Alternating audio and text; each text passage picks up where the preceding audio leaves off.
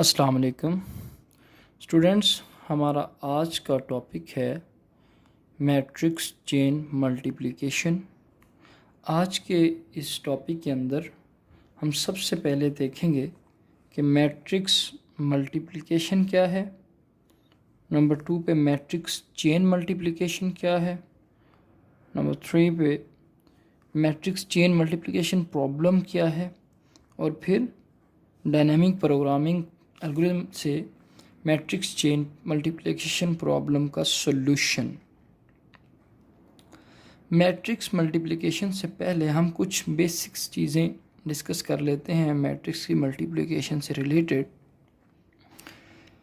कि आपके पास कोई भी मैट्रिक्स आपको पता है दो तरह की डायमेंशंस में प्रेजेंट किया जाता है, नंबर ऑफ कॉलम्स और नंबर ऑफ रोज़।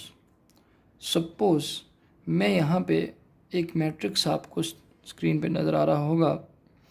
ये मैट्रिक्स आपका 2 रोज़, ये R1 रो है, ये R2 रो है, 2 रोज़ और 3 कॉलम्स पर मुश्तमिल है, जिसको हमने X मैट्रिक्स कहा। एक और मैट्रिक्स हमारे पास Y मैट्रिक्स है जो कि 3 रोज़ और 2 कॉलम्स पर मुश्तमिल है। यूँ कहें कि हमारा जो X मैट्रिक्स है ये आपका 2 into 3, this is number of rows and this is number of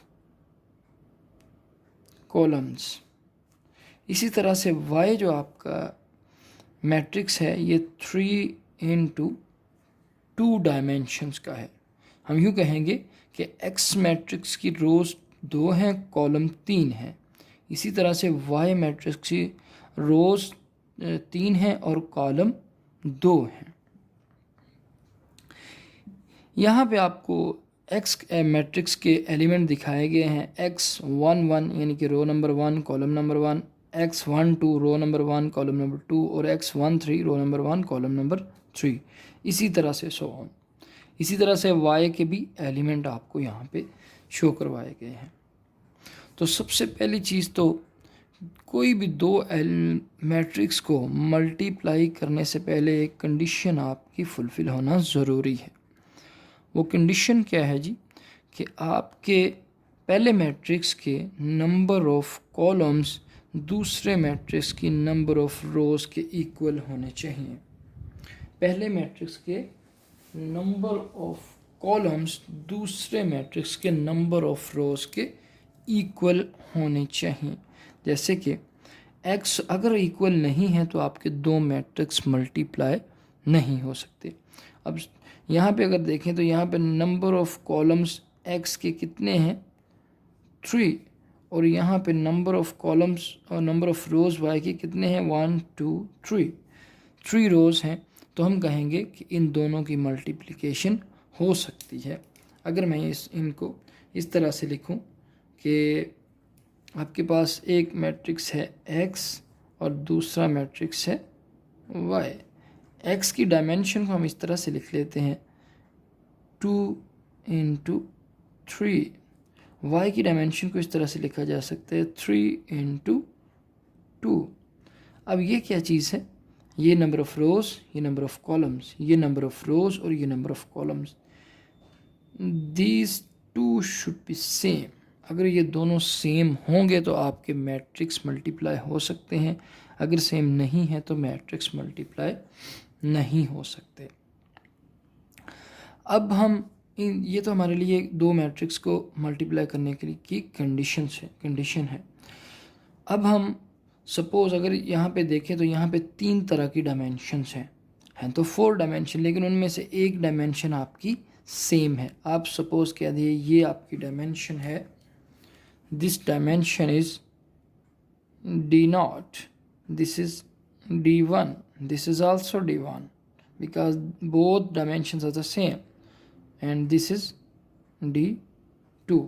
तो यहाँ पे आपके पास 3 तरह की डायमेंशंस होंगी, D0, D1, D2, X और Y की डायमेंशंस के अंदर। अब हम इनकी मल्टीप्लिकेशन देख लेते हैं कि किस तरह से रिजल्टेंट मल्टीप्लायर कैसे मिलता है, हमें रिजल्टेंट कैसे मिलता है।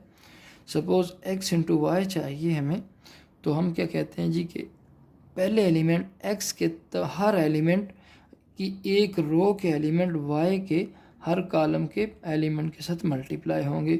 मीन्स के x का यहाँ पे जो x11 है it would B multiplied by the y11 plus x12 इसकी रो का दूसरा एलिमेंट y के कॉलम के दूसरे एलिमेंट से मल्टीप्लाई होगा, प्लस इसकी रो का तीसरा एलिमेंट y की कॉलम के तीसरे एलिमेंट से मल्टीप्लाई होगा। इनका जो रिजल्टेंट होगा वो इनका जो सम होगा वो आपके पास रिजल्टेंट वेक्टर का एक एलिमेंट बनेगा। इसी तरह से इस सारी रो को दूसरे मैट्रिक्स से सारे कॉलम के साथ हम मल्टीप्लाई करेंगे इस तरह से कि रो का पहला एलिमेंट कॉलम के पहले एलिमेंट से मल्टीप्लाई, प्लस रो का दूसरा एलिमेंट कॉलम के दूसरे एलिमेंट के साथ मल्टीप्लाई, प्लस रो का तीसरा एलिमेंट कॉलम के तीसरे एलिमेंट से मल्टीप्लाई। अब इसी तरह से हम दूसरी रो को लेंगे। दूसरी रो का पहला एलिमेंट कॉलम के साथ ये पहली रो पहले कॉलम के साथ मल्टीप्लाई होगी, फिर ये रो दूसरे कॉलम के साथ मल्टीप्लाई होगी, और इस तरह से हमारे पास ये दूसरा एलिमेंट बना, तीसरा और चौथा एलिमेंट यहाँ पे बन गया। तो यहाँ पे एक चीज़, यहाँ पे कुछ हमें ऑब्जर्वेशंस हमें कुछ चीज़ें ऑब्ज़र्व करने वाली हैं। एक तो सबसे जो इम्पोर्टेंट चीज़ है कि आपका रिजल्टेंट वेक्टर कैसे अचीव हुआ। रिजल्टेंट वेक्टर में आपने रोज़ को कॉलम के साथ मल्टीप्लाई किया। अच्छा, अब ये सारी आपस में प्लस हो के रिजल्टेंट वेक्टर का एक एलिमेंट बनेगा, ये सारे प्लस हो के रिजल्टेंट वेक्टर का एक एलिमेंट बनेगा। इसी तरह से एक ये और एक ये वेक्टर एलिमेंट बनेंगे। अगर मैं इसको रिजल्टेंट को r is equal to X into Y is equal to ये ऐसे लिखूं तो हमारे पास एक r1 होगा, ये r2 होगा, ये r3 तीसरा एलिमेंट और ये r4 चौथा एलिमेंट। यानी कि हमारे पास रिजल्टेंट के 4 एलिमेंट बनेंगे, रिजल्टेंट के 4 एलिमेंट बन रहे हैं।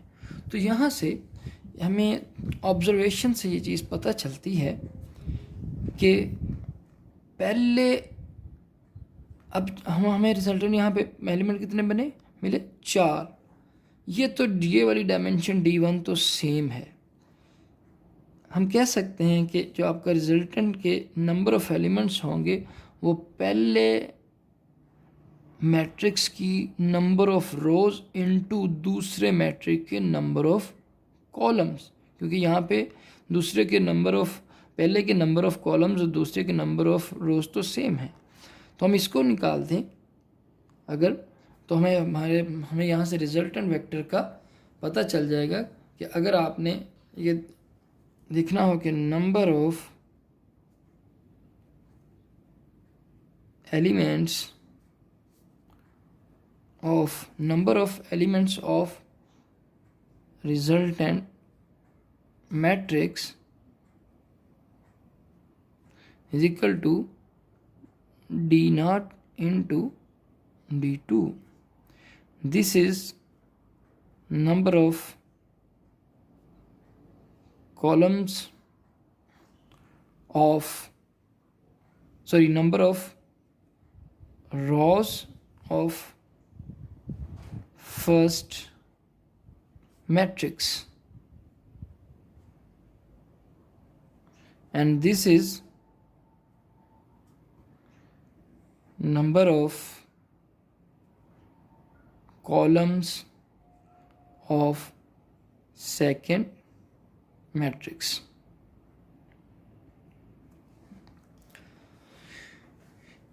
तो हमें रिजल्टेंट के नंबर ऑफ़ एलिमेंट्स इस तरह से अचीव हो सकते हैं।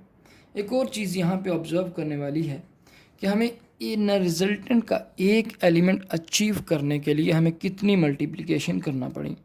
1 2 3 3 ये मल्टीप्लिकेशन, 3 ये मल्टीप्लिकेशन, 3 ये मल्टीप्लिकेशन, 3 ये मल्टीप्लिकेशन। क्योंकि हमें रिजल्टेंट वैल्यू से कंसर्न नहीं है यहाँ पे, हमें हमारा कंसर्न एनालिसिस एल्गोरिथम के पॉइंट ऑफ व्यू से हमारा ये कंसर्न ज़रूर है कि इसमें नंबर ऑफ़ मल्टीप्लिकेशंस कितनी आ रही हैं। तो किसी दो मैट्रिक्स को जब हमने देखा कि इसके अंदर अब 3 ये मल्टीप्लिकेशन, 3 इसके केस में, 3 मल्टीप्लिकेशन इसके केस में, 3 इसके केस में और 3 इसके केस में, यानी कि हर एलिमेंट अचीव करने के लिए हमें 3 मल्टीप्लिकेशंस करना पड़ रही हैं। तो ये आपकी टोटल मल्टीप्लिकेशन कितनी बन गई? टोटल मल्टीप्लिकेशंस आपकी बन गई 12। अब हम ज़रा ऑब्ज़र्व करें कि ये 12 हमें कैसे अचीव हुआ है। x और y दो मैट्रिक्स थे, उसमें 3 तरह की डायमेंशंस पाई जा रही थी, D0, D1, D2। अगर हम इन तीनों डायमेंशंस को आपस में मल्टीप्लाई करें तो हमें हमारे पास रिजल्टेंट अचीव हो जाता है। तो हमारे पास D0 into D1 into D2 is equal to 12। तो ये कितना है? 2 इंटू 3 इंटू 2 इक्वल टू 12। तो इस तरह से ऑब्जर्वेशन से हमें पता चला कि अगर दो रिजल्टेंट की डायमेंशंस हमें पता हो, दो मैट्रिक्स की हमें डायमेंशंस पता हो, तो हम उसके जो रिजल्टेंट आएगा उसके रिजल्टेंट के नंबर ऑफ़ एलिमेंट्स बता सकते हैं और उसके अलावा उसका जितनी मल्टीप्लिकेशंस हमें टोटल करना पड़ेंगी वो बता सकते हैं उन दो मैट्रिक्स के डायमेंशंस के साथ। अब हम देखते हैं, ये थी हमारा मैट्रिक्स मल्टीप्लिकेशन से रिलेटेड। अब हम देखते हैं कि मैट्रिक्स चेन मल्टीप्लिकेशन क्या चीज़ है। जी, अब हम देखते हैं कि मैट्रिक्स चेन मल्टीप्लिकेशन। सपोज आपके पास मैट्रिक्स की चेन है, एक मैट्रिक्स है A1 into A2 to A3। Suppose हमारे पास 3 मैट्रिक्स हैं, हम इनको मल्टीप्लाई करना चाह रहे हैं, इनका रिजल्टेंट अचीव करना चाह रहे हैं। पहले केस में हमारे पास सिर्फ 2 मैट्रिक्स थे, अब हमारे पास कितने मैट्रिक्स हैं? 3। A1, इस मैट्रिक्स को हमने A1 कहा, दूसरे को A2 कहा और तीसरे को A3 कहा। इसमें अब हर मैट्रिक्स की अपनी अपनी डायमेंशंस होंगी। सपोज़ हम कहते हैं कि A की डायमेंशन है 2, 3, नंबर ऑफ़ A1 की, A1 के अंदर जो नंबर ऑफ़ रोज़ हैं वो 2 हैं, नंबर ऑफ़ कॉलम्स 3 हैं। अब A2 के नंबर ऑफ़ रोज़ 3 होंगी तो ये मल्टीप्लाई हो सकेगा, वरना ये मल्टीप्लिकेशन पॉसिबल नहीं है। इसकी हैं जी 3 इंटू 4। अब इसके नंबर ऑफ़ कॉलम्स अगर 4 हैं तो इसकी नंबर ऑफ़ रोज़ 4 मस्ट होनी चाहिए, तभी मल्टीप्लिकेशन हो सकेगी, वरना आपकी मल्टीप्लिकेशन पॉसिबल नहीं है। तो हमने कहा यहाँ पे 3 मैट्रिसेस हैं, A1, A2, A3, तीनों की डायमेंशन नीचे लिखी हुई है। अगर हम इन डायमेंशंस को अभी से नाम दे लें, ये हमारे पास सपोज़ ये D0 है, ये आपकी डायमेंशन D1 है, ये दोनों सेम है तो ये भी आपका D1 हुआ। ये D2 है, ये वाली डायमेंशन D2। अब ये दोनों सेम हैं तो ये भी आपकी डायमेंशन क्या हुई? D2। और ये आपकी डायमेंशन क्या आ गई? D3। तो यहाँ पे हमारे पास 3 किस्म की डायमेंशंस अचीव हुई। अब यहाँ पे D0 और D3 सेम है, लेकिन ये डिफरेंट हो सकते हैं, ये पॉसिबिलिटी है, लेकिन इन दोनों का डिफरेंट होना पॉसिबल नहीं है, वरना आपकी मैट्रिक्स चेन मल्टीप्लिकेशन अचीव नहीं होगी। तो हमारे पास यहाँ पे 3 मैट्रिक्सेस हैं जी, उनकी डायमेंशंस लिखी हुई हैं। अब इन तीनों मैट्रिक्स को हम कैसे मल्टीप्लाई कर सकते हैं? एक चीज़ याद रखिएगा कि भले आपने 10 मैट्रिक्स आपस में मल्टीप्लाई करना हो, उस सारे के सारे मैट्रिक्स इकट्ठे मल्टीप्लाई नहीं हो सकते। एक वक्त में 2 मैट्रिक्स मल्टीप्लाई हो सकते हैं। यानी कि अगर हम इस केस में देखें, ये कि हम A1 और A2 को मल्टीप्लाई कर सकते हैं और उसके बाद जो रिजल्टेंट आएगा उसको A3 के साथ मल्टीप्लाई कर सकते हैं, या इसके अलावा A2 और A3 को मल्टीप्लाई कर सकते हैं और जो रिज़ल्ट आएगा उसको A1 के साथ मल्टीप्लाई कर सकते हैं। मीन्स के हमारे पास दो ऑप्शंस हैं। A1 और A3 आपस में मल्टीप्लाई नहीं हो सकते क्योंकि एक तो इनकी डायमेंशंस डिफरेंट है, लेकिन अगर हमने चेन में मल्टीप्लाई जो एडजेसेंट मैट्रिसेस हैं उन्हीं को मल्टीप्लाई करेंगे। तो यहाँ पे हमारे पास दो ऑप्शंस आ गई, एक दो, जो कि आपकी इन तीनों मैट्रिसेस को मल्टीप्लाई करने के लिए यूज़ हो सकती हैं।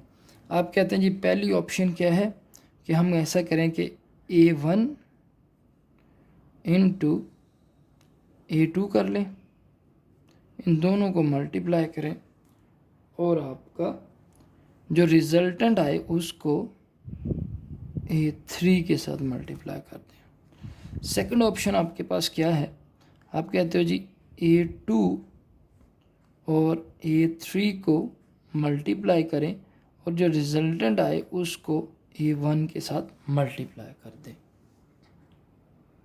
अब यहाँ पे आपके पास दो ऑप्शंस हैं जिससे मैट्रिक्स जिससे आपका रिज़ल्ट आ सकता है। इन दोनों को मल्टीप्लाई करें और रिज़ल्ट को A3 के साथ मल्टीप्लाई करें, ये इन दोनों को मल्टीप्लाई करें, उनका जो रिज़ल्ट आए उसको A1 के साथ मल्टीप्लाई कर दें। यहाँ से आपकी matrix chain multiplication problem arise होती है। कौन सा एफिशिएंट है, ये वाली कौन सा ऑप्टिमम है, ये वाली मल्टीप्लिकेशन ऑप्टिमम है या ये वाली मल्टीप्लिकेशन ऑप्टिमम है। दोनों से रिज़ल्ट हमें सेम अचीव होगा। रिज़ल्ट वैल्यू से हमें कंसर्न नहीं है, हमें कंसर्न यहाँ पे नंबर ऑफ मल्टीप्लिकेशन से है, टाइम कम्प्लेक्सिटी से कंसर्न है। तो अब यहाँ पे अगर हम, जैसे मैंने आपको लास्ट उसमें बताया कि हमारे पास डायमेंशंस हो तो हम नंबर ऑफ मल्टीप्लिकेशंस निकाल सकते हैं। अब अगर हम इन दोनों केसेस के साथ नंबर ऑफ मल्टीप्लिकेशंस निकाल लें तो हमारे पास रिज़ल्ट कंपैरिजन आ सकता है। अगर हम इसके केस में देखें, इसकी डायमेंशन A1 की डायमेंशन क्या है, A1 की डायमेंशन है जी 2 3 2 3। A2 की डायमेंशंस क्या हैं 3 4। A3 की डायमेंशंस क्या हैं 4 और 2। अब लास्ट हमने देखा कि अगर डायमेंशंस दी हों तो डायमेंशंस को से हम नंबर ऑफ मल्टीप्लिकेशंस निकाल सकते हैं। इन दोनों का रिजल्टेंट जो होगा उसके नंबर ऑफ एलिमेंट्स जो मर्जी हों, लेकिन हम नंबर ऑफ मल्टीप्लिकेशन इस रिजल्टेंट को अचीव करने के लिए ज़रूर निकाल सकते हैं। वो किस तरह से कि तीनों डायमेंशंस को आपस में मल्टीप्लाई कर दें। यहाँ भी हमारे पास तीन डायमेंशन आ रही हैं, D0 D1, ये दोनों सेम है तो हम इन दोनों को D1 कहेंगे और ये D2। तो हम कहते हैं जी 2 इंटू 3 इंटू 4। और ये दूसरा आपके पास A3 चूँकि अकेला है तो यहाँ पे इस केस में तो इसकी ज़ीरो मल्टीप्लिकेशन ही होगी। तो ये 2 into 3 into 4 is equal to 24 multiplications. तो आपको एक रिजल्टेंट R अचीव करने के लिए कितनी मल्टीप्लिकेशन करनी पड़ी 24। अब R की डायमेंशंस क्या होंगी वो भी हमने लास्ट में देखा कि इसके नंबर ऑफ़ एलिमेंट्स कितने होंगे रिजल्टेंट के। नंबर ऑफ़ एलिमेंट्स हमने लास्ट टाइम देखे कि पहली की नंबर ऑफ़ रोज़ और दूसरे के नंबर ऑफ़ कॉलम्स को मल्टीप्लाई करें तो हमारे पास नंबर ऑफ़ एलिमेंट्स निकलेंगे। तो यहाँ पर नंबर ऑफ़ एलिमेंट्स जो आर के आ रहे हैं वो 8 हैं। ठीक है जी, नंबर ऑफ़ आर के नंबर ऑफ़ एलिमेंट्स कितने आ रहे हैं 8 हैं। तो उसकी डायमेंशंस क्या आएंगी, नंबर ऑफ़ रोज़ पहले के और नंबर ऑफ़ कॉलम्स दूसरे के। तो यहाँ पे हमारे पास रिजल्टेंट जो आएगा उसकी डायमेंशन 2 और 4 आएंगे, इन दोनों का जो रिजल्टेंट आएगा।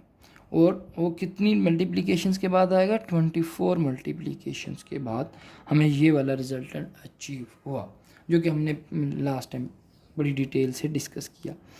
अच्छा, अब इसको हम मल्टीप्लाई करेंगे A3 के साथ। A3 की डायमेंशंस क्या हैं, 4 और 2। अब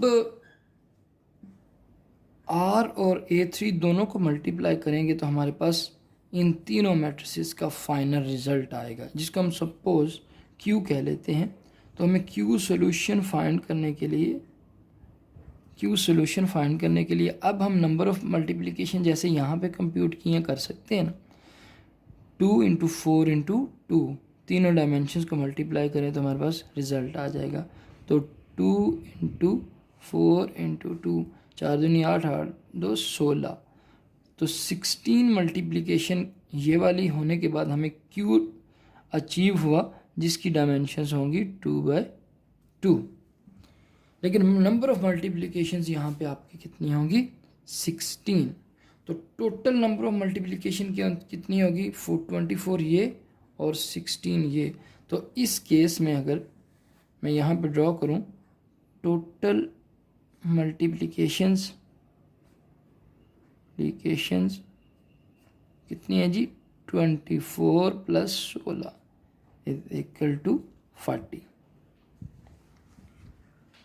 अब हम इस केस को डिस्कस कर लेते हैं कि अगर हम A2 और A3 को पहले मल्टीप्लाई करें तो A2 की डायमेंशंस कितनी क्या कौन कौन सी हैं, 3 और 4। A3 की डायमेंशंस कौन कौन सी हैं, 4 और 2। तो हमें यहाँ पे रिजल्टेंट सपोज हम उसको R1 कह देते हैं। R1 यहाँ पे जो हमें अचीव हो रहा है उसकी डायमेंशंस क्या होंगी, सबसे पहले तो 3 और 2। और नंबर ऑफ कितनी मल्टीप्लिकेशन हमें करनी पड़ी, 3 into 4 into 2 is equal to 4 2 8 8 3 24। 24 multiplications के बाद हमें R1 अचीव होगा, जिसको हम A1 के साथ मल्टीप्लाई करेंगे तो हमें रिजल्टेंट अचीव होगा। अब A1 की डायमेंशंस क्या हैं, 2 3। अब इन दोनों का रिजल्टेंट जो हमारे पास आया है, जो फाइनल रिजल्टेंट है Q1। अब Q1 जो हमें अचीव हुआ है उसमें कितनी नंबर ऑफ मल्टीप्लिकेशंस के बाद अचीव हुआ, इन तीनों डायमेंशंस को हम मल्टीप्लाई करें तो both are same, that's why I am saying it as one dimension. 2 into 3 into 2, 2 into 3 into 2 is equal to 12। तो हमारे पास जो Q अचीव होगा उसकी डायमेंशन भी हमारे पास 2 इंटू 2 होगी। दोनों रिजल्ट सेम आएंगे, लेकिन इस केस में आपके पास नंबर ऑफ मल्टीप्लिकेशंस कितनी है, नंबर ऑफ मल्टीप्लिकेशंस आपकी है 24 प्लस 12 इज इक्वल टू 36। तो इस केस में आपके पास 36 मल्टीप्लिकेशंस हैं, इस केस में आपके पास 40 मल्टीप्लिकेशंस हैं। तो इस तरह से आप देख सकते हैं कि सेम रिज़ल्ट आपने लेना था, उसके दो ऑप्शंस आपके पास अवेलेबल थे कि या ये दोनों ऑप्शंस को हमने अलग-अलग से इम्प्लीमेंट करके देखा। इस केस में हमें 40 मल्टीप्लिकेशंस करनी पड़ी, इस केस में हमें 36 मल्टीप्लिकेशन करनी पड़ी। कौन सी पैरेंथेसिस, ये वाली पैरेंथेसिस या ये वाली पैरेंथेसिस ऑप्टिमल होगी, this is the matrix chain multiplication problem. जब आपने चेन ऑफ मैट्रिक्स को मल्टीप्लाई करना है, इस केस में तो हमारे पास 3 मैट्रिक्स हैं। सपोज़ हमारे पास मैट्रिक्स यहाँ पे आ जाते हैं जी 5, A1 A2 A3 A4 A5। अब हम यहाँ पे ऐसे भी लगा सकते हैं पैरेंथेसिस, इसकी और भी ऑप्शंस हो सकते हैं। तो कौन या ये कर लें, A1 A2 इन दोनों को मल्टीप्लाई कर लें, A3 को छोड़ दें बीच में, A4 और A5 ये वाली पैरेंथेसिस आपकी हो सकती हैं। फिर इसको ऐसे मल्टीप्लाई करें तो डिफरेंट पैरेंथेसिस हो सकती हैं आपकी। कौन सी पैरेंथेसिस या कौन सी ऑप्शन आपके पास ऑप्टिमल है, किस ऑप्शन से आप minimum number of multiplications achieve कर सकते हैं। This is the matrix chain multiplication problem. Let's see, suppose हमारे पास यहाँ पे मैट्रिक्स 4 हैं, तो कितनी टोटल ऑप्शंस आपके पास हो सकती हैं। सपोज यहाँ पे आपके पास 4 मैट्रिक्सेस हैं, कौन कौन से?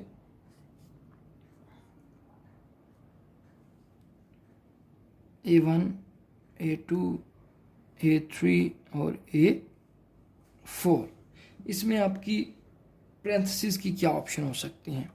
सबसे पहले आप कहते हो जी कि नंबर 1 जो है कि A1 into A2 into A3 cross A4, और यहाँ पे आपके आ गया, ये एक ऑप्शन हो सकती है आपके पास।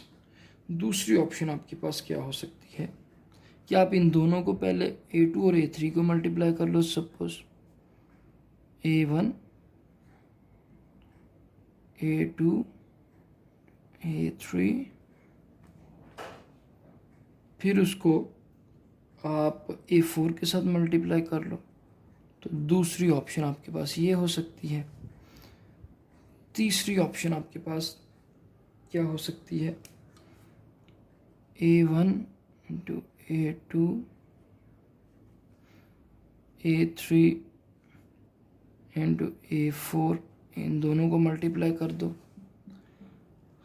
अच्छा, चौथी ऑप्शन आपके पास क्या हो सकती है? A1 A2 इंटू A3, फिर आपका यहाँ पे A4 के साथ मल्टीप्लाई कर दो, यानी कि A4 को एंड पे मल्टीप्लाई कर रहे हो आप। पांचवी ऑप्शन आपके पास क्या हो सकती है कि A1 A2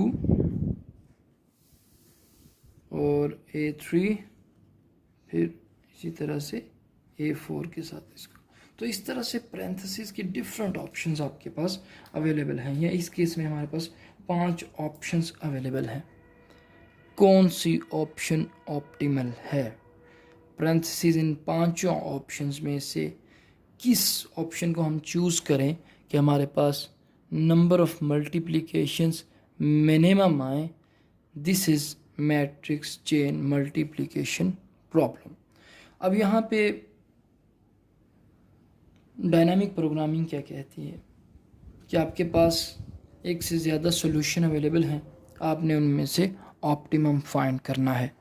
तो यहाँ पे हमारे पास एक से ज़्यादा सॉल्यूशन अवेलेबल हैं, लिहाजा डायनामिक प्रोग्रामिंग आपकी यहाँ पे इम्प्लीमेंट हो सकती है। जी, यहाँ से हम ये तो समझ गए कि मैट्रिक्स चेन मल्टीप्लिकेशन प्रॉब्लम क्या है, हमने कॉस्ट किस तरह से फाइंड की, और उसके बाद मैट्रिक्स चेन मल्टीप्लिकेशन की डिफरेंट ऑप्शंस और प्रॉब्लम्स को हमने देखा। अब यहाँ पे एक चीज़ गौर करने वाली है कि यहाँ से हम फार्मूला, ऑब्जर्वेशन से फार्मूला अखज़ कर सकते हैं कि किसी दो मैट्रिक्स की मल्टीप्लिकेशन के लिए कॉस्ट कैसे निकालेंगे, कि उसको मल्टीप्लिकेशन के लिए हमें जो कॉस्ट रिक्वायर्ड होगी वो किस तरह से कंप्यूट की जा सकती है। सपोज़ ये हमने कॉस्ट पहले कंप्यूट की, this is cost of A1 और A2, दो मल्टीप्लिकेशन के लिए ये कॉस्ट थी, तो हमने इसको कह दिया this is cost of 1,2 which is this one. अच्छा, अब ये आपके पास A3 के लिए हमने कहा था कि ज़ीरो कॉस्ट आती है, विच इज़ कॉस्ट ऑफ 3,3, यानी कि A1 और A2 को मल्टीप्लाई करने के लिए हमारे पास कॉस्ट, और A3 और A3 को मल्टीप्लाई करने के लिए कॉस्ट यहाँ पे ज़ीरो है। इसी तरह से जो हमारे पास ये वाली 40 मल्टीप्लिकेशन की कॉस्ट आई है, ये हमने किस तरह से कंप्यूट की कि हमने इस वाली कॉस्ट को लिया प्लस रिजल्टेंट और इन डायमेंशंस को लिया। तो हम कह सकते हैं कि हमारे पास ये जो 40 कॉस्ट निकली है, this is cost of 1 to 2 plus cost of 3,3 plus 3 dimensions. और कौन सी डायमेंशंस है वो भी हम देख लेते हैं। ये 40 हमारे पास कैसे आया, हमने ये वाली कॉस्ट प्लस ये वाली कॉस्ट ली प्लस डायमेंशंस ली, रिजल्टेंट के साथ डायमेंशंस ली, ये 16 आया था। तो हमें ये 40 कैसे अचीव हुआ, कॉस्ट ऑफ 1,2 मीन के ये वाली कॉस्ट 1,2 A1 और A2 को मल्टीप्लाई करने के लिए जो कॉस्ट हमारे पास निकली, cost of 1,2 plus cost of 3,3 गो के फर्स्ट स्टेप में वो आपके पास 0 थी, प्लस एंड पे हमने किन डायमेंशंस को मल्टीप्लाई किया है रिजल्ट अचीव होने के बाद, 2, what is 2, D0, then 4 D1, यहाँ से देखें तो D0, then D2, then D3। तो हमने इन तीनों डायमेंशंस को मल्टीप्लाई किया यहाँ पे, तो हमें अचीव हुआ था 16। This is D1, this is D0, this is D1 and this is D3। तो इसको हम अगर फॉर्मूला में लिखें तो हम कहते हैं cost of 1 to 2 plus cost of 3,3 plus D0 into D1 into D3 is equal to 40 हमें यहाँ पे अचीव हुआ। इस केस में अगर हम देख लें, दूसरे केस में this was cost of 2,3 which is equal to 24। This is, यहाँ पे हमारे पास 0 कॉस्ट अचीव हुई थी विच इज कॉस्ट ऑफ 1,1। तो हमें ये 36 कैसे अचीव हुआ था, हमने ये वाली कॉस्ट ली थी जो हमें रिजल्टेंट अचीव करने के लिए, प्लस इसके साथ मल्टीप्लाई करने के लिए कुछ डायमेंशंस हमने ली। तो हम कह सकते हैं कि cost of 1,1 plus cost of 2,3 plus 3 dimensions. अब यहाँ पे वो 3 डायमेंशंस कौन सी थी जो कि हमें यहाँ ये वाली 3 डायमेंशंस 2, 3, 2 क्या है, व्हाट इज 2 D0, 3 क्या है यहाँ पे, 2 क्या है जी यहाँ पे, इस केस में सॉरी हम यहाँ पे थोड़ी मिस्टेक कर गए कि D0 आपका 2 है और 4 आपका यहाँ पे D2 है, हमने यहाँ पे D1 लिखा था, तो ये आपका D2 है। इस केस में आपका क्या आ गया, ये जो मल्टीप्लिकेशन एंड पे हुई है cost of 1 to 1 plus cost of 2, 3 plus D0, this is 2 D0 into D1 into D3। तो हमारे पास 2 क्या है D3, तो हमारे पास क्या आ गया जी D0 into D1 multiply by D3। इसको मैं ज़रा अगर ऐसे लिख लूँ कि रिजल्टेंट हमारे पास मल्टीप्लिकेशन कैसे आई, तो हमने कहा कॉस्ट ऑफ 1 to 1 जो कि शुरू में 0 आई थी, plus cost of 2 to 3 plus D0 into D1 into D3 is equal to 36 हमें यहाँ पे अचीव हुआ था। अब इन चीज़ों को देख के हम फार्मूला यहाँ पे आपका अख़ज़ कर सकते हैं, यहाँ पे फार्मूला बना सकते हैं कि किसी मैट्रिक में हम कॉस्ट कैसे निकाल सकते हैं, किसी एक ऑप्शंस की या पैरेंथेसिस जो आपके पास दी गई हैं उसमें हम कॉस्ट कैसे निकाल सकते हैं। Let's start. यहाँ पे अगर मैं लिखूँ कॉस्ट ऑफ आई जे।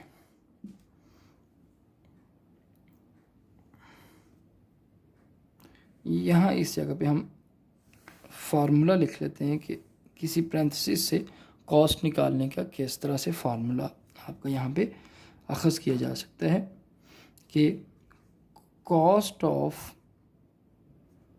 आई कामा जे। ये आई से मुराद पहला मैट्रिक्स है और जे से मुराद एंड वाला मैट्रिक्स है। जैसे यहाँ पे हमने 1 2 लिखा, 1 से 3 भी हो सकता है आपका। जैसे ये आपकी 40 जो है ये कॉस्ट ऑफ 1 2 3 आई है। अगर इस 40 को मैं कहूँ तो ये आपकी ये वाली जो 36 आपकी cost I, this is cost of 1 2 3।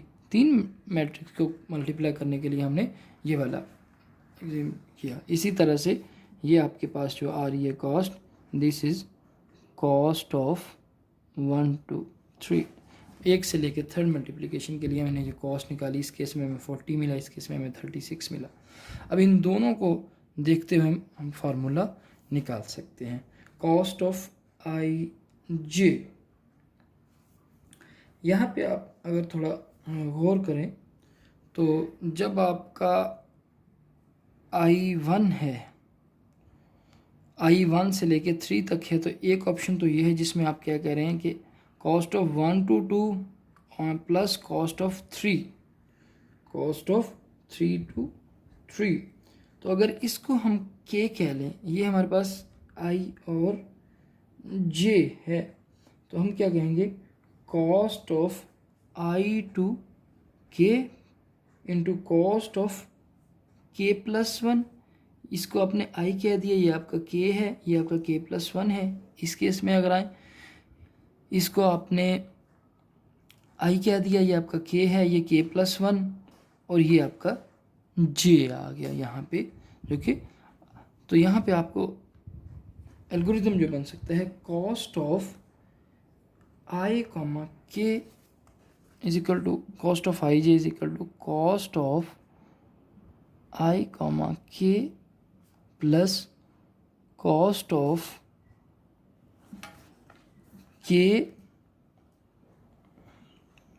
Plus 1 into J। Suppose आपके पास मैट्रिसेस की सीरीज़ है 1 2 3, दिस इज़ द K।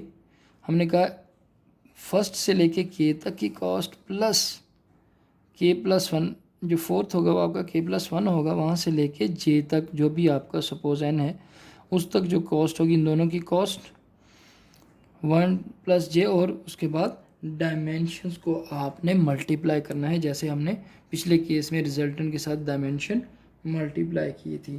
तो आपकी प्लस आ गई, plus K plus 1 comma J plus D। इस केस में जब आपका I1 है तो D0, यहाँ पे भी आपका I1 है तो D0, तो हम कह लेते हैं प्लस DI माइनस 1 इंटू, इस केस में आपका K क्या है, cost of 1 to 1 cost of 2। ये case cost of K plus 1 है, तो यहाँ पे आपका कॉस्ट K क्या है 1। इस केस में आपका cost of 1 I to K then K plus 1 3 है, तो इस केस में आपका K 3 है। तो हम कहते हैं into D of K into dimension of J। Cost of I comma K plus cost of K plus 1 comma J plus D of I minus 1 into D of K plus into D of J। तो इस तरह से आपकी cost of I comma J निकल आएगी। अब यहाँ पे K क्या चीज़ है, K वेरिएट करेगा, K की वैल्यू यहाँ पे आपकी वेरिएट करेगी where K is less than और equal to I is less than J। K की वैल्यू आपकी यहाँ पे डिफरेंट K की वैल्यूज़ के साथ हमें जो मिनिमम वैल्यू अचीव होगी वो आपकी कॉस्ट होगी कॉस्ट ऑफ आई कॉमा जे। तो के की वैल्यू को हम आई से लेके जे तक लेके जाएंगे, डिफरेंट के की वैल्यूज़ रखेंगे, हर वैल्यूज़ पे ये वाला फार्मूला इम्प्लीमेंट करेंगे। जहाँ पे हमें मिनिमम कॉस्ट मिलेगी वो हमारी कॉस्ट ऑफ आई टू जे होगी। जी यहाँ पे आपके पास आ गया कॉस्ट का फार्मूला मैट्रिक्स चेन मल्टीप्लिकेशन से रिलेटेड। अब नेक्स्ट हम इंशाल्लाह ताला एक एग्ज़ाम्पल के ऊपर डिस्कस करेंगे, इसी फार्मूले को इम्प्लीमेंट करेंगे और एग्ज़ाम्पल देखते हैं कि किस तरह से हम एक एग्ज़ाम्पल सॉल्व कर सकते हैं मैट्रिक्स चेन मल्टीप्लिकेशन के साथ यूजिंग द डायनामिक प्रोग्रामिंग। जी यहाँ पे हमारे पास एक एग्ज़ाम्पल दी गई है। ऊपर टॉप पे आपको फार्मूला नज़र आ रहा है कॉस्ट निकालने के लिए कि हमने कॉस्ट ऑफ आई कॉमा जे, आई आपके A1 को यहाँ प्रेजेंट कर रहा है, सपोज़ जे से मुराद 4 है कि फर्स्ट मैट्रिक्स से लेके फोर्थ मैट्रिक्स तक आपकी कॉस्ट कैसे निकलेगी। कॉस्ट ऑफ आई कॉमा के, इन बिटवीन आपके कोई के होगा आई से लेके के तक जो कि पैरेंथेसिस को आइडेंटिफाई करेगा, आई से लेके के तक मल्टीप्लिकेशन, फिर कॉस्ट ऑफ के प्लस 1 से लेके जे तक, फिर आगे 3 डायमेंशन जो कि आई माइनस 1 इंटू डी के और इंटू डी जे। के की डिफरेंट वैल्यूज़ के साथ आपको जो कॉस्ट अचीव होगी उसमें हमने सबसे बेहतर कॉस्ट निकालनी है।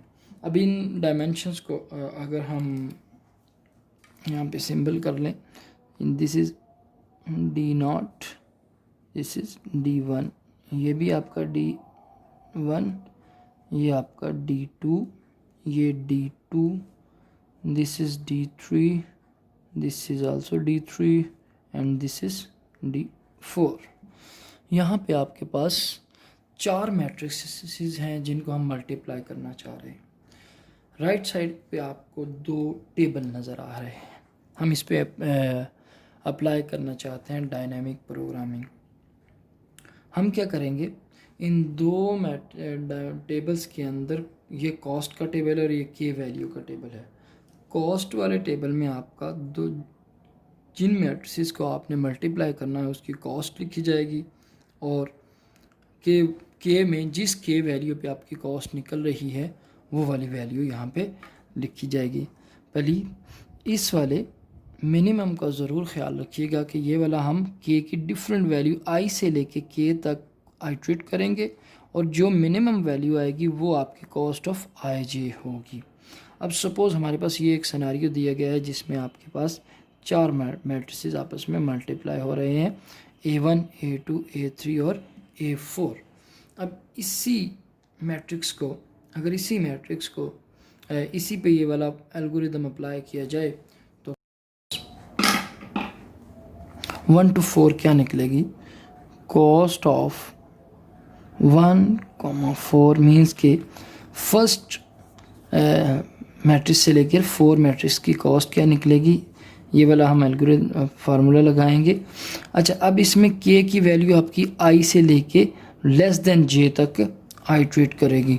तो हमारे पास यहाँ पे सपोज़ आप कहते हैं जी के इज़ इक्वल टू 1 हो सकता है क्योंकि आई की वैल्यू 1 है, के इज़ इक्वल टू 2 हो सकता है और के इज़ इक्वल टू 3 हो सकता है। के इज़ इक्वल टू 4 नहीं होगा क्योंकि आपका के की वैल्यू जे से छोटी रहती है। तो यहाँ पे हमारे पास के की वैल्यू 3 है, 1, 2, 3। अब इसके ऊपर अगर हम और इनमें से जो मिनिमम हमें वैल्यू अचीव होगी वो हमारा कॉस्ट ऑफ 1 to 4 होगा। अब कॉस्ट जब के 1 है, जब के की वैल्यू 1 है तो इस एल्गोरिदम के ऊपर आप इसी एल्गोरिदम में के, आई और जे की वैल्यू इम्प्लीमेंट करके देख लें। तो cost of 1,1 plus cost of के plus 1, J, cost of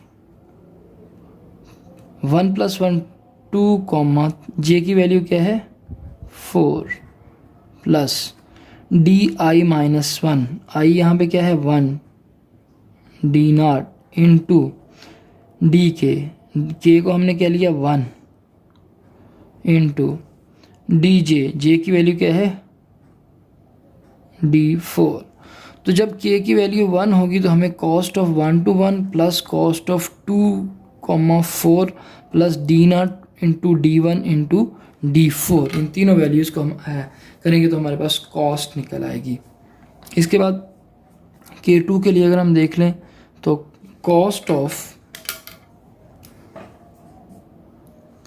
k की वैल्यू अब 2 है तो cost of 1,2 plus cost of k plus 1, j, k अभी 2 है तो cost of 3,4 plus di minus 1 that is D0 into D की वैल्यू अभी 2 है इंटू D4 जो कि j की वैल्यू है।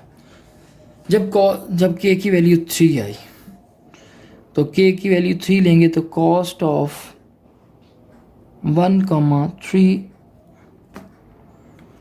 Plus cost of k plus 1 to 4 which is 4,4 plus i minus 1 D0, k की वैल्यू क्या है जी 3 into dj which is D4। तो यहाँ पे हमारे पास 3 तरह की कॉस्ट निकलेंगी। नाउ कॉस्ट ऑफ 1 to 1 से क्या मुराद है, एक ही मैट्रिक्स है और उसने अपने साथ ही मल्टीप्लाई होना, मीन्स कि हम सिर्फ एक ही मैट्रिक्स ले रहे हैं, वही मैट्रिक्स अपना रिजल्टेंट होगा। तो हमने कहा कॉस्ट ऑफ 1 to 1 तो आपके पास कॉस्ट ऑफ 1 to 1 तो यहाँ पर आपके पास आ रही है 0, ये वाली कॉस्ट आपके पास क्या आ जाएगी 0। बट कॉस्ट ऑफ 2 4 किस तरह से निकालेंगे, उसके लिए हम अगेन एल्गोरिदम लगाएंगे। जिस तरह यहाँ कॉस्ट ऑफ 1 to 4 निकाल रहे हैं इसी तरह हम यहाँ पे निकालेंगे cost of 2 to 4 is equal to k की वैल्यू 2, फिर k की वैल्यू 3, फिर k की वैल्यू 2 और 3 दो वैल्यूज़ लेके, क्योंकि k की वैल्यू आपकी i से और इसका जो मिनिमम अचीव होगा वो हमें हमारी ऑप्टिमल कॉस्ट होगी। तो यहाँ पे जैसे कॉस्ट ऑफ 1 to 4 निकालने के लिए हमें k की सारी वैल्यू अप्लाई करना पड़ी, इसी तरह से इस कॉस्ट ऑफ 2 to 4 की वैल्यू निकालने के लिए हमें दोबारा से यही एल्गोरिदम कॉल करना पड़ेगा k की दोनों वैल्यू दे के। फिर यहाँ पे हमारे पास ये इस तरह से कंप्यूट होगा। फिर कॉस्ट ऑफ 1 to 1 1 to 2 के लिए भी इसी तरह से k की सारी वैल्यूज़ लिख के अप्लाई करना पड़ेगा। फिर इसी तरह से कॉस्ट ऑफ 3 to 4 के लिए अप्लाई करना पड़ेगा। कॉस्ट ऑफ 4 to 4 तो हमें पता है कि इसकी वैल्यू 0 है, बट कॉस्ट ऑफ 1 to 3 के लिए भी हमें दोबारा से इसी तरह से एल्गोरिदम अप्लाई करना पड़ेगा। सपोज हम 2 to 4 निकालना चाह रहे हैं तो कॉस्ट ऑफ 2 to 4 किस तरह से निकाला जा सकता है जी, कॉस्ट ऑफ i, k की वैल्यू 2 है, 2 cost of 2,2 plus cost of 3,4 plus यहाँ पे di माइनस 1, i यहाँ पे अभी क्या है 2, तो d1 into dk 2 into dj which is 4। अब जब k की वैल्यू 3 होगी तो cost of 2,3 plus cost of k plus 1 4,4 plus d of i minus 1 which is d, यहाँ पे i क्या है 2, d1 इंटू dk क्या है 3 इंटू dj क्या है d4। तो इस तरह से हमें ये कॉस्ट ऑफ 2 to 4 अचीव होगा। इसी तरह से अब यहाँ पे आप एक चीज़ नोट करें कि कॉस्ट ऑफ 3 to 4 हम यहाँ पे भी कंप्यूट कर रहे हैं और कॉस्ट ऑफ 3 to 4 हम यहाँ पे भी कंप्यूट कर रहे हैं। कॉस्ट ऑफ 4 to 4 यहाँ पे भी कर रहे हैं, यहाँ पे भी कर रहे हैं। कॉस्ट ऑफ 2 to 3 आपका यहाँ पे कंप्यूट हो रहा है, जो कि फर्दर दोबारा से रिपीटेशन होगा। अब इन सारी कॉस्ट को निकालने के लिए हमें इसी तरह से दोबारा से k की सारी वैल्यू इम्प्लीमेंट करना पड़ेंगी। यहाँ पे अब आपका डायनामिक प्रोग्रामिंग की पावर स्टार्ट होती है कि डायनामिक प्रोग्रामिंग में आप किस तरह से एक टेबल के अंदर वैल्यूज सेव करके आप कॉस्ट निकाल सकते हैं सारी। अब यहाँ पे एक चीज़ तो समझ में आ गई कि जब आपका आई और के की वैल्यू सेम होती है, कॉस्ट ऑफ 1 to 1 वो ज़ीरो ही निकलता है आपका। जब कॉस्ट ऑफ 4 to 4 था तो वो ज़ीरो ही था। जब यहाँ पे कॉस्ट ऑफ 4 to 4 है तो वो ज़ीरो ही निकला, क्योंकि अगर एक ही मैट्रिक्स है तो उसका वो मैट्रिक्स ही अपना रिजल्टेंट होता तो आपको कोई मैट्रिक्स मल्टीप्लाई नहीं करना पड़ती। तो हम कहते हैं कि ये जो इस टेबल में जो कॉस्ट का टेबल है, इसमें जो डायगोनल होगी वो सारे 1 to 1 आपकी क्या वैल्यू आएगी, 1 to 1 में आपकी क्या वैल्यू आएगी 0, 2 to 2 में आपकी वैल्यू क्या आएगी 0, 3 to 3 में आपकी क्या वैल्यू आएगी 0, 4 to 4 में आपकी क्या वैल्यू आएगी 0। Now we can fill this table diagonally. हम इस टेबल को अगले कॉलम्स को फिल कर सकते हैं विद द एग्जिस्टिंग इंफॉर्मेशन, और यहाँ पे इस कोने में जो हमें कॉस्ट अचीव होगी वो आपकी मिनिमम कॉस्ट होगी। सपोज हम अब कॉस्ट निकाल के देख लेते हैं जो हमने एल्गोरिदम लगाया उसके हिसाब से। अब हमारे पास सबसे पहले हम ये वाला सेल फिल करना चाह रहे हैं, कॉस्ट ऑफ 1 to 2। किस तरह से निकाल सकते हैं, कॉस्ट ऑफ 1, 2। के की कितनी ऑप्शंस हैं, के जे से छोटा होगा, आई के बराबर हो सकता है, ठीक है। तो यहाँ पे 1 नहीं आएगा, तो के की वैल्यू 1 हम यहाँ पे रख के देखेंगे। तो k इज इक्वल टू आपका कितना आ गया 1। तो यहाँ पे आप क्या कहते हैं जी, cost of i to k means के 1, 1 plus cost of k plus 1 to j। अब k की वैल्यू 1 है तो 2 2, यहाँ पे j 2 है, 2, 2 plus dimension of i minus 1, ये यहाँ पे i अभी 1 है तो dimension d is not into dimension of के की वैल्यू 1 है तो d1 प्लस यहाँ पे जे यहाँ पे 2 है तो प्लस d2, सॉरी प्लस नहीं इंटू, यहाँ पे इंटू आएगा। तो यहाँ पे 1 to 1 0, 2 to 2 यहाँ से हमें पता चल गया प्लस 0 प्लस d0 क्या है 3 इंटू d1 क्या है 2 इंटू d2 क्या है, d2 की वैल्यू क्या है 4। तो 3 इंटू 2 6, 6 इंटू 4 24। तो यहाँ पे आपके पास cost of 1 to 2, cost of 1 to 2 क्या आ गई 24। इसी तरह से अब ये 24 किस वैल्यू के लिए आई है, 1 to 2 में हमने k की वैल्यू क्या रखी थी 1 रखी थी, और एक ही हमारे पास ऑप्शन थी, इसलिए हमने कहा कि वही मिनिमम है, तो वो आपके पास क्या आ गई 24। अब इसी तरह से आप निकाल सकते हैं कॉस्ट ऑफ, पहले 1 डिफरेंस वाली सारी कॉस्ट निकाल लेंगे, फिर 2 डिफरेंस वाली कॉस्ट निकाल लेंगे, फिर 3 डिफरेंस वाली कॉस्ट निकालेंगे।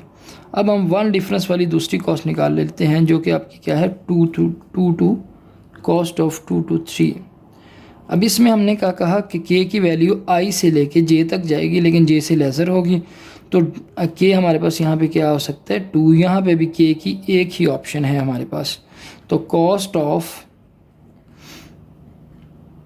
i to k, i यहाँ पे 2 है और k भी 2 है, plus cost of k plus 1 to j, तो 3, j की वैल्यू भी 3 है, plus d of i minus 1, i यहाँ पे 2 है तो d1 into d of k की वैल्यू हमने 2 ली हुई है, d into d of j यहाँ पे क्या है जी d3 है। अब इसकी कॉस्ट क्या है 0, 2 to 2, 2 to 2 0, 3 to 3, 3 to 3 cost plus 0 plus d1 क्या है 2 इंटू d2 क्या है 4 इंटू d3 की वैल्यू क्या है 2, 4 2 8, 8 2 16। तो हमने कहा जी कॉस्ट ऑफ 2 to 3 आपकी क्या निकली 16 और ये के की किस वैल्यू के लिए निकली है 2 to 3 के की 2। जब हमने के की वैल्यू 2 ली तो आपके पास कॉस्ट 16 निकली, क्योंकि एक ही के की ऑप्शन थी इसलिए वो आपके पास मिनिमम ऑप थी। अब आप यहाँ पे कॉस्ट ऑफ एक डिफरेंस के लिए 3 to 4 निकाल सकते हैं। Cost of 3,4 is equal to, अब के यहाँ पे क्या हो सकता है 3, एक ही ऑप्शन है के इज इक्वल टू 3, उसके लिए हम कॉस्ट निकाल लेते हैं। Cost of I to k which is 3 to 3 plus cost of k plus 1 to j which is 4 to 4 plus d of I minus 1, तो d आपका क्या है जी, I यहाँ पे क्या है 3, तो d2 इंटू k की वैल्यू क्या है 3 इंटू 4, d2 क्या है 4, d3 क्या है 2, d4 क्या है 5। सो 4 2 8, 8 5 40। तो यहाँ पे आपकी कॉस्ट ऑफ 3 to 4 आपकी क्या निकल आई 40, और ये के की किस वैल्यू के लिए निकली है 3 सॉरी यहाँ पे के की वैल्यू क्या थी हमारे पास 3 थी, तो हमारे पास ये कॉस्ट निकल आई। ये हमने डायगोनली कॉस्ट का टेबल फिल कर लिया जिसमें हमने एक डिफरेंस के साथ सारी की सारी कॉस्ट निकाली, cost of 1 to 2, cost of 2 to 3, cost of 3 to 4। अब हम दो डिफरेंस के साथ निकाल लेंगे जो कि हमारे पास आएगा कॉस्ट ऑफ 1 to 3 और कॉस्ट ऑफ 2 to 4, और इन दोनों की कॉस्ट को हम निकाल के जिस जैसे यहाँ पे कंप्यूट किया वैसे वहाँ पे कंप्यूट करके निकाल सकते हैं। जी हम इस तरह से एक डिफरेंस वाली सारी की सारी कॉस्ट निकाल चुके हैं। अब अगर हम दो डिफरेंस वाली कॉस्ट ऑफ 1 to 3 और 2 to 4 निकाल लेते हैं। सपोज़ हमारे पास यहाँ पे हम निकालना चाह रहे हैं cost of 1 to 3 which is, अब यहाँ पे के की वैल्यू आपकी 1 हो सकती है और 2 हो सकती है, तो यहाँ पे हमारे पास के की वैल्यू कितनी ऑप्शन है के इज इक्वल टू 1 और के इज इक्वल टू 2, और यहाँ पे के पहले के 1 के लिए हम वैल्यू कंप्यूट करेंगे, फिर के 2 की वैल्यू कंप्यूट करेंगे, और इन दोनों में से जो आपकी मिनिमम वैल्यू होगी हम उसको इसकी कॉस्ट लेंगे। तो पहले के को 1 रख के देख लेते हैं। तो के जब 1 है तो cost of I2k which is cost of 1 to 1 plus cost of k plus 1 to j which is 2 to 3 plus d of I minus 1, I यहाँ पे 1 है तो d not into d of k की वैल्यू 1 है into j की value 3 है। तो यहाँ पे कॉस्ट ऑफ 1 to 1 तो 0 आ जाएगी। कॉस्ट ऑफ 2 to 3, अब यहाँ पे हमें डायनामिक प्रोग्रामिंग सपोर्ट करेगी कि 2 to 3 हमारे पास पहले से वैल्यू कंप्यूटेड है which is 16 plus D not क्या है 3 इंटू D1 क्या है 2 इंटू D3 क्या है 2, 4 3 12 और 16 and 12 which is 28, this is 28। जब k की वैल्यू आपकी 1 है तो उस वक्त आपकी कॉस्ट 28 है। जब आपकी k की वैल्यू 2 है the cost of I2k that is 1 to 2 plus cost of k plus 1 to j, k 2 है तो क्या आपकी यहाँ पे वैल्यू क्या आएगी 3,3 plus d of I minus 1 into D के की वैल्यू 2 है into D J which is D3। तो कॉस्ट ऑफ 1 to 2 हमें यहाँ से मिलेगी विच इज़ 24। ये वाला टेबल जो हमें वो वाली कॉस्ट प्रोवाइड कर रहा है cost of 1 to 2 24 plus 3 to 3 0 plus D not क्या है 3, डी नॉट आपका यहाँ से 3, D2 आपका यहाँ से 4 एंड D3 आपका यहाँ से 2। तो ये क्या वैल्यू आपको मिल गई 4 4 2 8 8 3 24। तो ये आपके पास कितने आ गई 24 + 24 = 48। तो इन दोनों में से जौन सी मिनिमम वैल्यू है वो आपकी 1 2 3 की कॉस्ट बनेगी। तो यहाँ पे 28 इज़ मिनिमम दैन द 48। सो हमारे पास वैल्यू आपकी यहाँ पे क्या आएगी 28, जो कि 1 2 3 की कॉस्ट निकलेगी। अब ये किस के वैल्यू पे मिनिमम आई है, जब के हमने 1 रखा था। तो 1 2 3 का जो के का टेबल है उसमें हम यहाँ पे 1 लिखेंगे इसलिए। अब कॉस्ट ऑफ 2 to 4, 2 to 4, यहाँ पे भी हम के की वैल्यू हमारे पास पहले आएगी k = 2 और k = 3। जब k की वैल्यू 2 है तो cost of I to k which is 2, plus cost of k + 1 to j 3, 4 plus D आई -1, आई यहाँ पे 2 है तो d1 इंटू के की वैल्यू 2 ली है तो 2, जे आपका यहाँ पे 4 है तो d4। Cost of 2 to 2 0 plus cost of 3 to 4 हमें यहाँ से मिलेगी cost of 3 to 4 which is आपका क्या आ गया 40। हमने यहाँ पे क्या कहा 40 आ गया, प्लस d1 क्या का d1 आपका क्या है यहाँ से 2, d2 क्या है 4, d4 क्या है 5, 4 2 8, 8 5 40, 40 और 40 80। तो ये आपका 80 आ गया। अब हम के की वैल्यू 3 रख के देख लेते हैं। कॉस्ट ऑफ आई टू के विच इज़ 2 है 2 to 3 plus cost of k + 1 which is 4 to 4 plus d of i -1 क्या आ गया, यहाँ पे i की वैल्यू 2 है तो 1 इंटू k की वैल्यू 3 है और d4। तो cost of 4 to 4 is 0, cost of 2 to 3 ये हमें यहाँ से मिलेगी 2 to 3 विच इज़ 16 प्लस ये वाली वैल्यू d1 क्या है हमारे पास 2, d3 हमारे पास क्या है 2 और d4 हमारे पास क्या है 5। 2 2 4, 4 5 20, 20 और 16 आपका क्या आ गया 36। अब 80 और 36 इन दोनों में से जो मिनिमम वैल्यू होगी वो हमारी कॉस्ट ऑफ 2 to 4 आएगी, क्योंकि के की 2 ही वैल्यू ऑप्शंस यहाँ पे थी तो हमने उन दोनों को अप्लाई किया तो हमारे पास ये कॉस्ट कितनी निकल आई आपकी 36 विच is minimum in that case.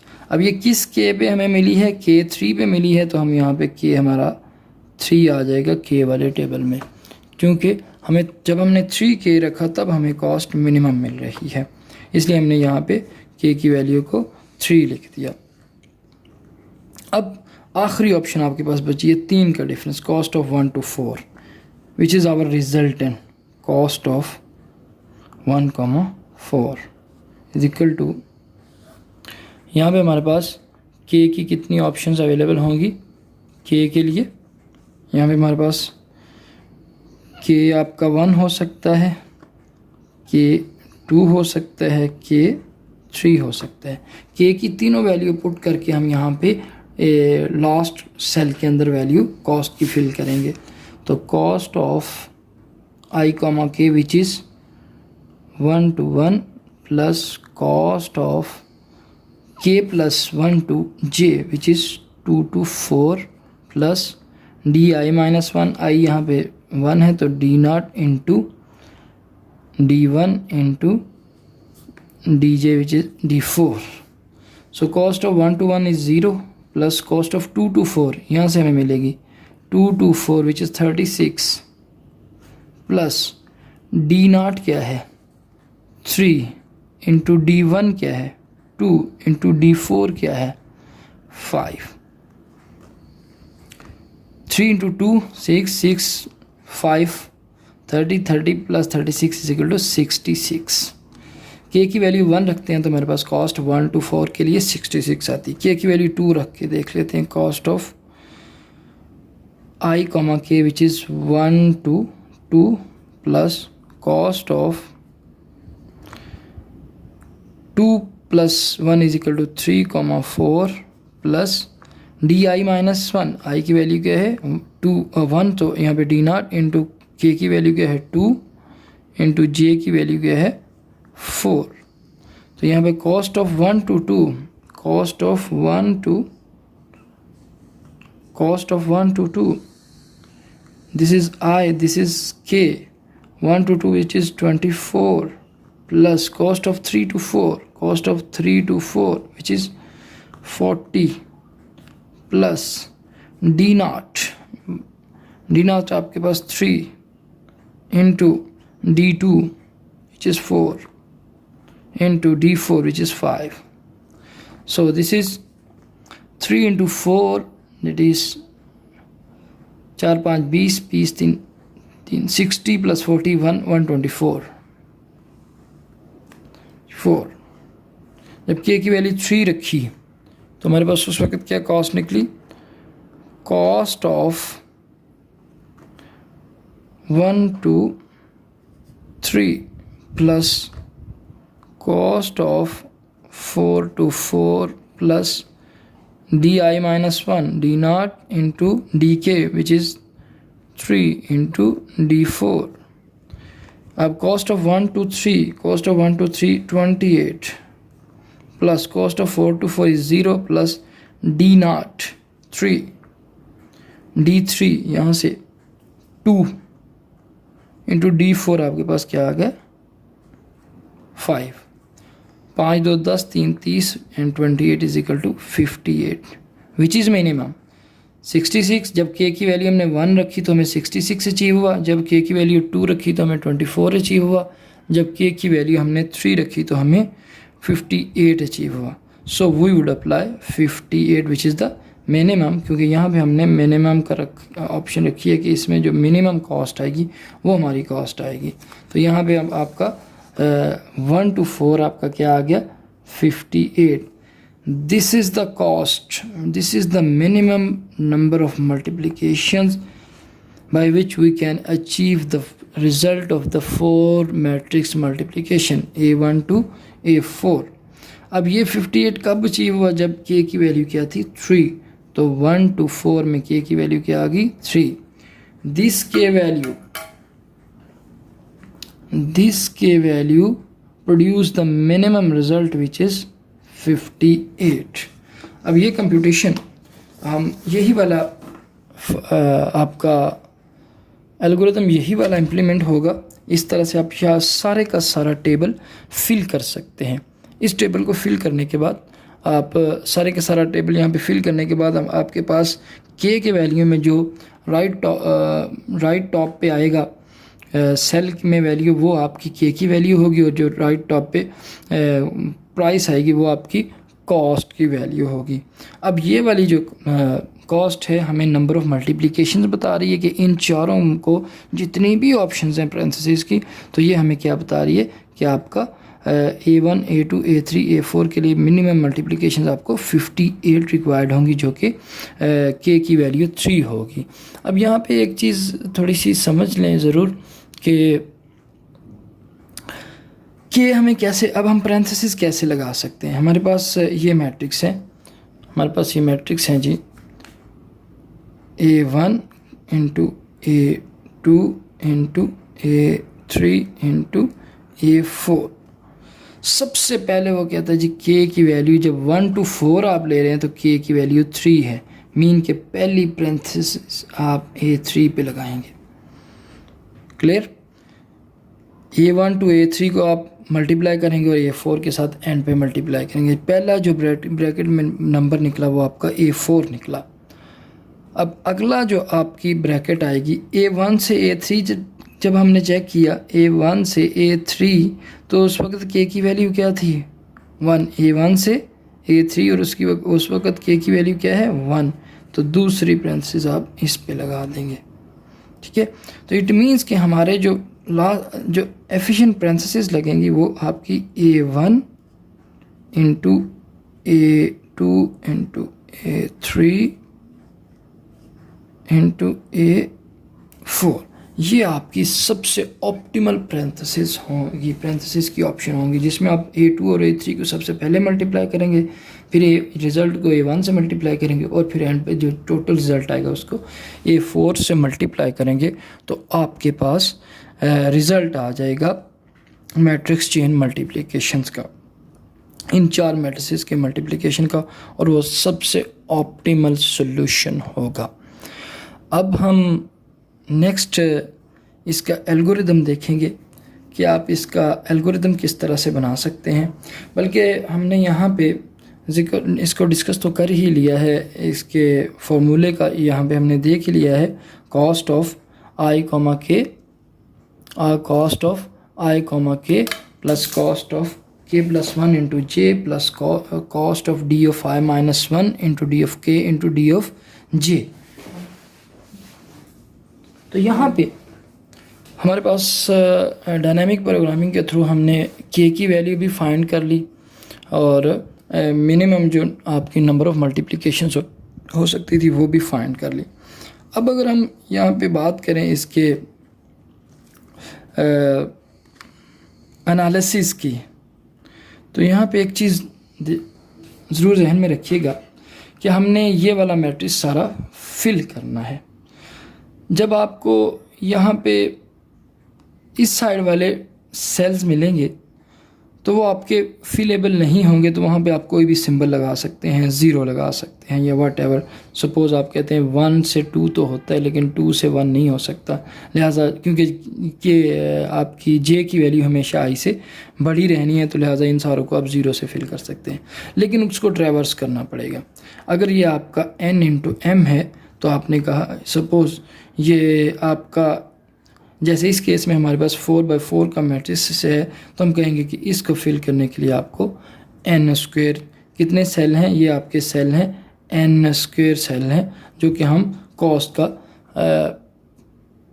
Table fill कर रहे हैं। अब हर सेल को फिल करने के लिए आपका k जो है वो i से लेके j तक जाता है, यानी कि j विच इज़ n-1।